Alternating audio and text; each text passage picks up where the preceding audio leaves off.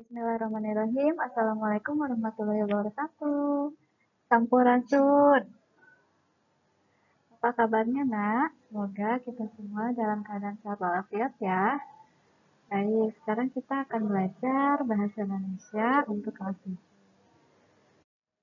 Nah, kita memasuki bagian kedua, tapi masih dalam cerita teks fantasi.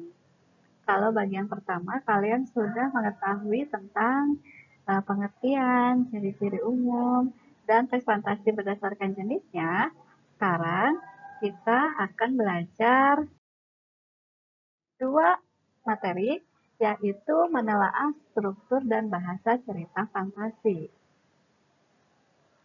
Yang pertama dulu yaitu menelaah struktur cerita fantasi.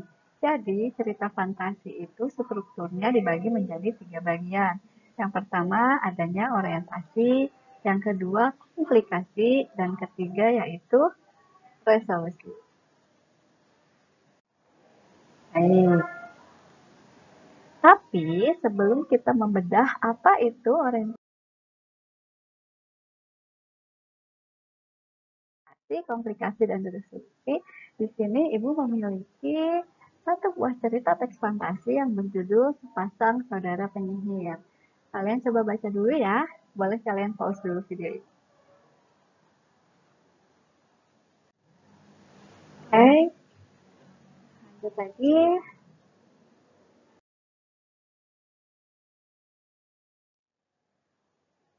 Lanjut ya. Yang pertama yaitu ada orientasi. Apa itu orientasi?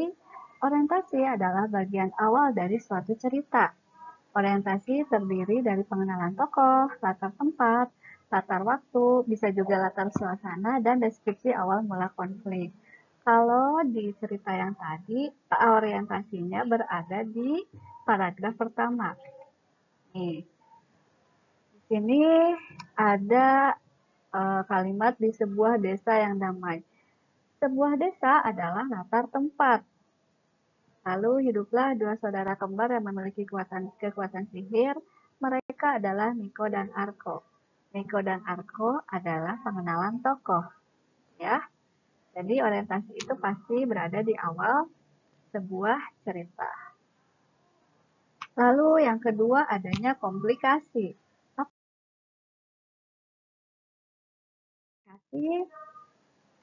Komplikasi adalah konflik atau permasalahan antara satu tokoh dengan tokoh lainnya. Komplikasi biasanya dimulai dari munculnya masalah sehingga masalah tersebut mencapai komplikasi atau klimaks.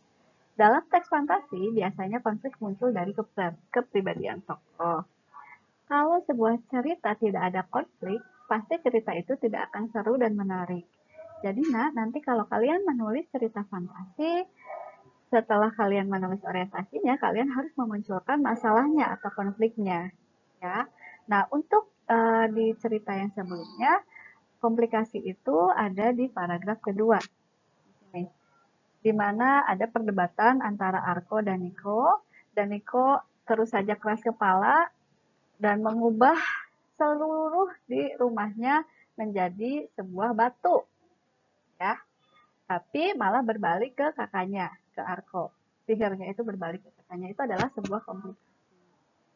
Baik. Untuk selanjutnya adalah resolusi. Nah, yang ketiga yaitu resolusi.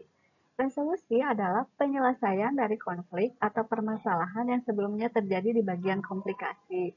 Tentu saja setelah terjadinya masalah dan konflik harus ada penyelesaiannya, harus ada resolusinya.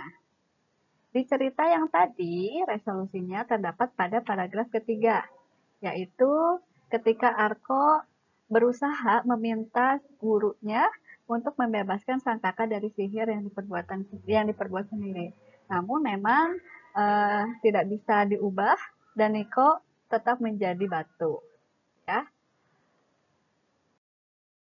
Nah, untuk contoh lainnya, kalian bisa buka di buku paket halaman 60. Di sana ada cerita yang berjudul Belajar dengan Gajah Mada. Baik. Terus selanjutnya, kita akan lanjut ke kaidah kebahasaan teks fantasi. Yang pertama, penggunaan kata ganti dan nama orang sebagai sudut pandang penceritaan. Bisa memakai aku, saya, mereka, dia, kalian, Erza, Doni, Kinanti, dan sebagainya. Nah, yang kedua, penggunaan kata yang mencerah panca indera untuk deskripsi latar. Ada latar tempat, waktu, suasana. Tempat contohnya di Bandung, di Amerika, di Jepang, di sekolah, terus di rumah itu bisa. Lalu latar waktu bisa menggunakan tanggal, hari, atau tahun. Misalnya pada hari ini, pada siang hari, pada malam hari, pada tanggal 17 Agustus, pada tanggal 10 November. Gitu. Terus suasana bisa menggambarkan menyeramkan, menyedihkan, membahagiakan, menegangkan, dan sebagainya. Contohnya bisa kalian baca ya. Dan yang ketiga, menggunakan pilihan kata dengan makna kias dan makna khusus. Makna kias adalah makna yang mengandung pengandaian atau pengibaratan. Makna kias memiliki arti tidak sebenarnya atau konotatif. Ya, contohnya, gadis itu menjadi bunga desa di desaku. Bunga desa di sini maksudnya bukan seperti bunga mawar atau bunga anggrek, bukan, tetapi maksudnya menjadi paling cantik gitu di desanya. Seperti itu ya. Lalu yang keempat, ada kata sambung penanda urutan waktu. Kata sambung urutan waktu setelah itu, kemudian, sementara itu, bersamaan dengan itu, tiba-tiba, ketika, sebelum, dan sebagainya, ini adalah merupakan kata sambung yang akan selalu kita temukan di dalam cerita fantasi. Lalu yang kedua, penggunaan kata sambung urutan waktu untuk mendatangkan datangnya tokoh lain atau perubahan latar, baik latar suasana, waktu, dan tempat. Contohnya, 2 tahun kemudian, 3 tahun kemudian, 10 tahun kemudian, gitu ya. Parta telah sampai di planet Mars dan bertemu dengan Tatao. Akhirnya, Parta dapat menyelamatkan diri dari terkaman raksasa. 2 tahun dan akhirnya adalah kata sambung untuk mendatangkan datangnya tokoh lain atau perubahan latar waktu. Kemudian yang kelima, penggunaan kata atau ungkapan keterkejutan. Penggunaan kata atau ungkapan keterkejutan berfungsi untuk menggerakkan cerita atau memulai masalah. Contohnya tiba-tiba, ya, tiba-tiba seorang alien yang berukuran lebih besar datang. Tiba-tiba ini bisa menjadi keterkejutan gitu untuk kita, ya, bisa menjadi awal suasana yang menyeramkan atau menegangkan. Ya. Lalu yang keenam adalah penggunaan dialog atau kalimat langsung dalam cerita. Contohnya, raksasa itu mengejar kita, teriak Fana kalang kabut. Aku ternganga mendengar perkataan Fana. Aku segera berlari. Raksasa itu mengejar kita adalah kalimat langsung. Apa itu kalimat langsung? Kalimat langsung adalah kalimat yang langsung diambil atau dikutip dari pembicaraan seseorang yang isinya sama persis dengan yang diucapkannya. Sedangkan kalimat tidak langsung adalah kalimat yang melaporkan atau memberitahukan perkataan orang lain dalam bentuk kalimat berita. Nah, ciri-cirinya kalimat langsung itu seperti ini. Ada raksasa itu mengejar kita, ditandai dengan tanda petik 2, bukan petik 1. Kalau kalimat tidak langsung, tidak menggunakan tanda petik. Ya, kalau untuk kalimat tidak langsung. Baik.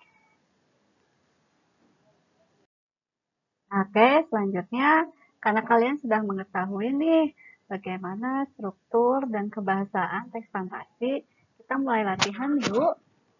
Nah, kalian di sini diminta untuk menganalisis dan menelaah struktur serta kebahasaan cerita fantasi yang berjudul Lutung Kasarung yang sudah Ibu kirimkan di WhatsApp grup. Ingat tidak? Ibu kirimkan kalau tidak salah kemarin ya. Coba kalian buka lagi cerita Lutung Kasarung lalu kalian analisis dan telaah strukturnya. Oke? Baik. Baik, untuk materi cerita fantasi bagian kedua cukup sekian. Mohon maaf kalau ada kesalahan. Seperti biasa untuk kalian yang belum mengerti dan tugasnya, boleh kalian WhatsApp ke Ibu ya. Alhamdulillahirrahmanirrahim. Terima kasih. Assalamualaikum warahmatullahi wabarakatuh. Dah. Sampai jumpa.